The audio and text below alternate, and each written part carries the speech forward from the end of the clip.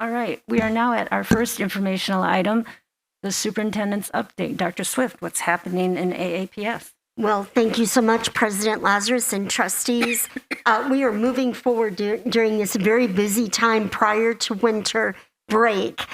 Trustees, you're well aware we're going through December 22nd this year, so we have the rest of this week and then 4 days next week. We have seen large crowds. I appreciated Trustee Caraharo, you sending me some photos last night from one of our schools. We've seen huge crowds during all of our seasonal activities, concerts, and performances at all grade levels across the Ann Arbor Public Schools. It truly has been a time of joy and delight. Congratulations to our students, our teachers and staff, and sponsors on such a beautiful job with all of the winter events that have been in progress.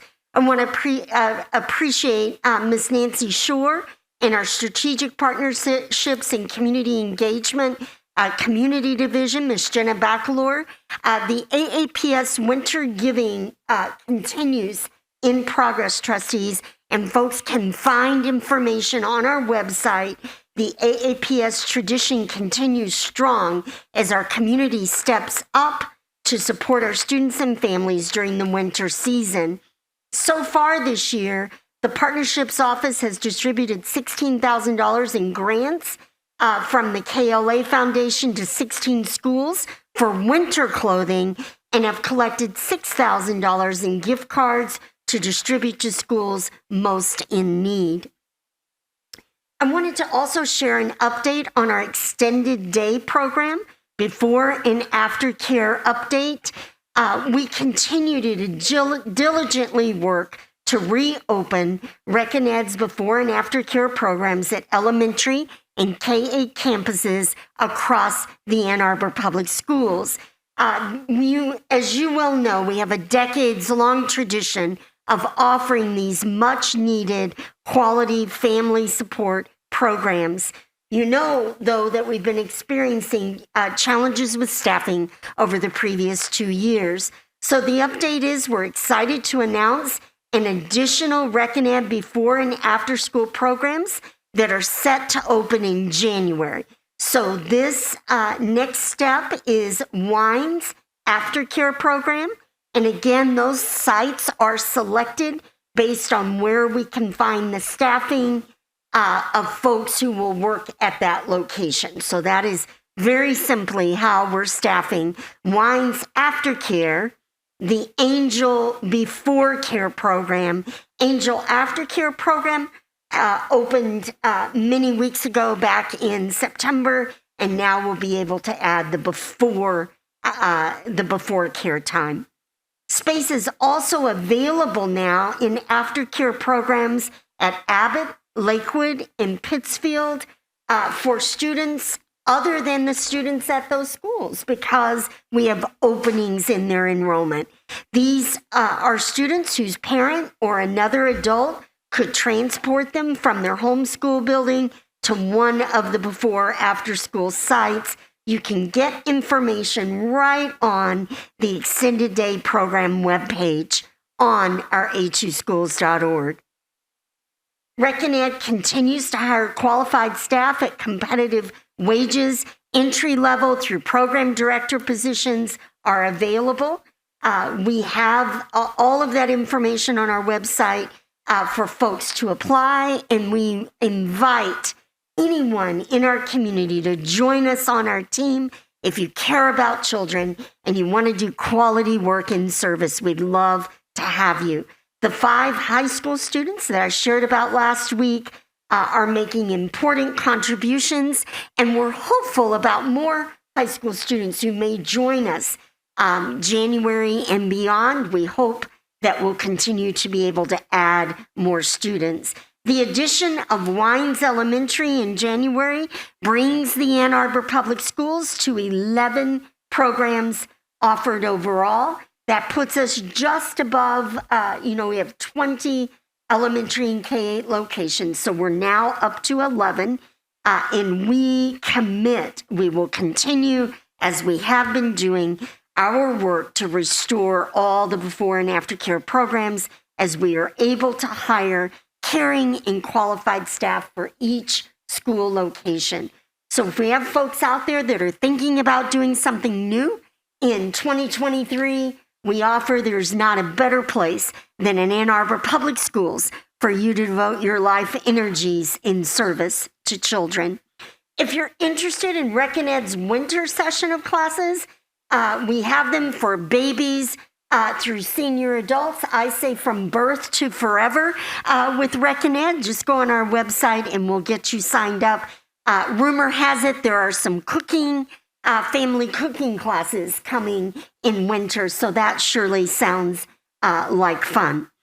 It is important to share an illness update, and Ms. Jenna Bacalor has stayed with us tonight in case there are questions from the trustees. But trustees, as you know, across our county and Michigan and across the country, we are seeing high rates of illness.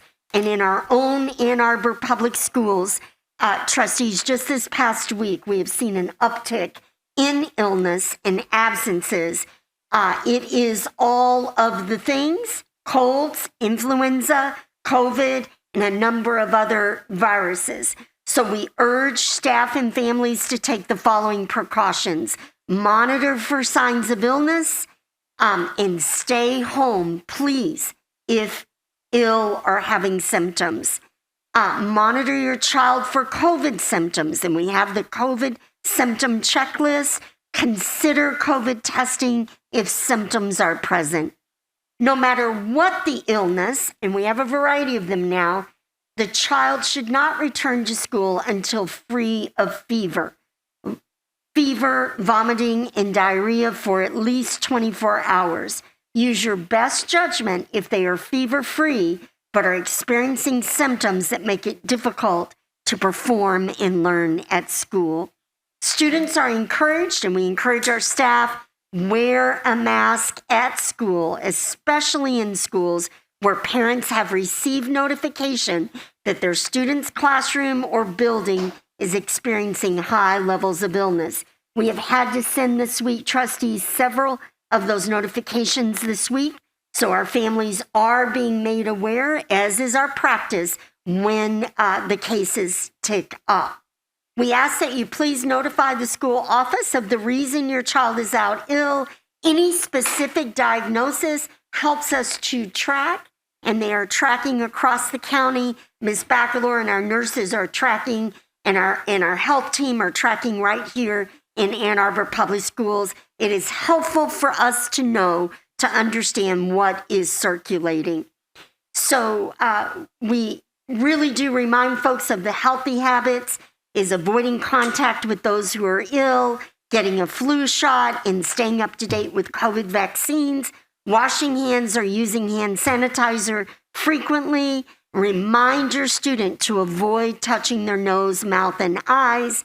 Drink lots of fluids and eat a healthy diet.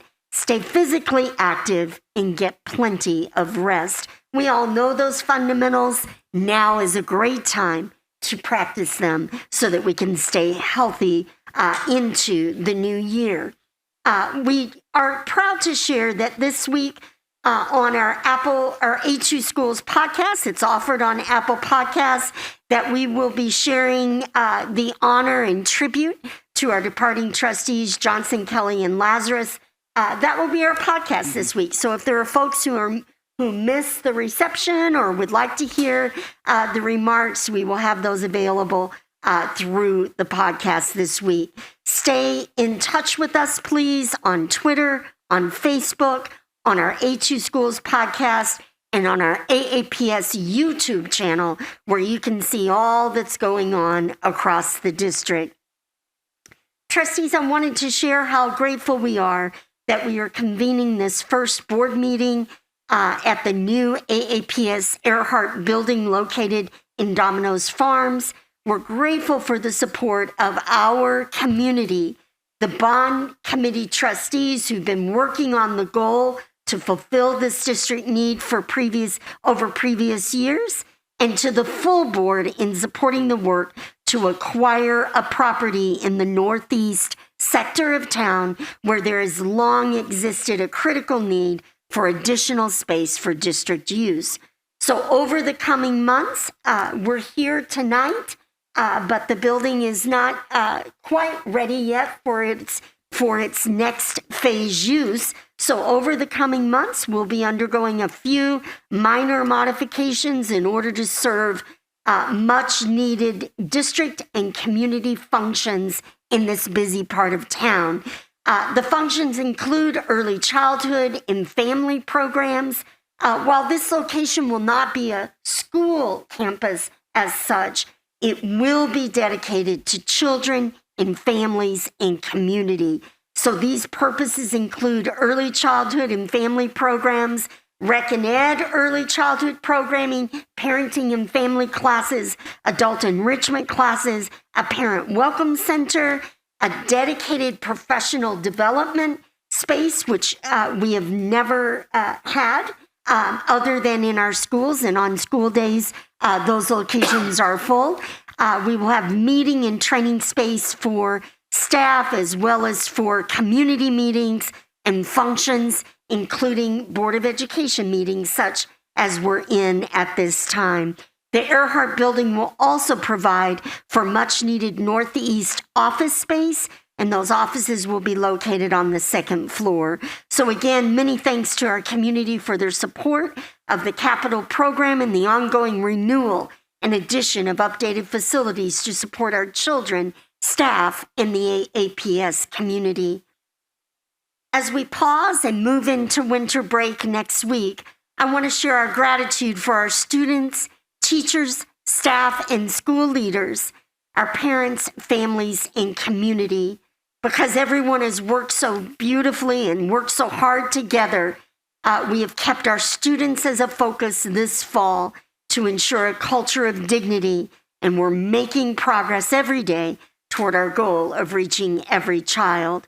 So I thank you, trustees, and our parents, and our community, and our staff for your partnership and support of our 17,000 plus beautiful students that we are so fortunate to serve in this Ann Arbor community. For your moment of joy, we wish everyone peace, health, and joy during this winter break season.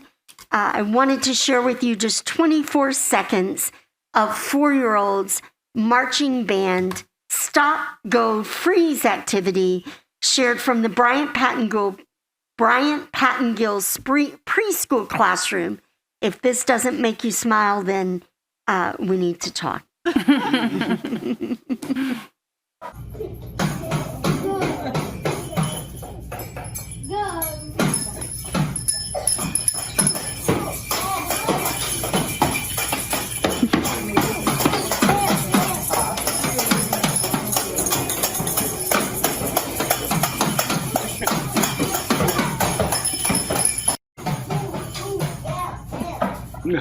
There's your moment of joy. Thank you, trustees, for this opportunity to share the superintendent's update. Thank you, Dr. Swift. You can't see me smile, but I am smiling under this mask.